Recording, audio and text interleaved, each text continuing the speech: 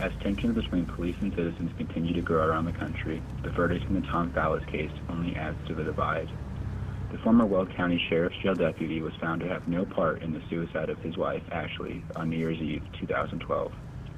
After an argument between the couple that caused guests to leave their party, Ashley took her life in the couple's bedroom while Fallis stood nearby. The case was originally ruled a suicide until new evidence showed that Tom might have played a different role in the death. After 4 years, Tom Fallis has once again been cleared by the evidence presented at the trial, but only he knows the truth of what happened that night. I noticed when I started covering the Tom Fallis trial was the massive amount of media and public attention that had been drawn to this case. And for me, I think a lot of that attention was brought to the case because of a few key factors, a few real standout parts.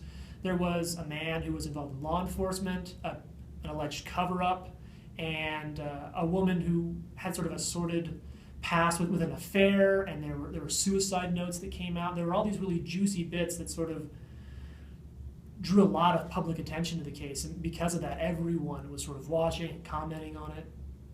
At the end of the trial, the jury really had to decide if they thought Tom killed his wife or if Ashley killed herself. Now, what I heard talking with the jury foreperson, and what I saw listening to a lot of the evidence in the case, the big point came down to a battle of the experts between Dan Gillum, who was an investigator up here in northern Colorado, who did a lot of work, hours, hundreds of hours of work on the crime scene, and he said that he thought it was a suicide, and a blood spatter expert who was brought up from Denver in the case when it was reopened, who said that he thought someone had to be near Ashley or in contact with Ashley when she suffered the fatal gunshot. And from what I heard when I saw that, kind of became the real crux of the case.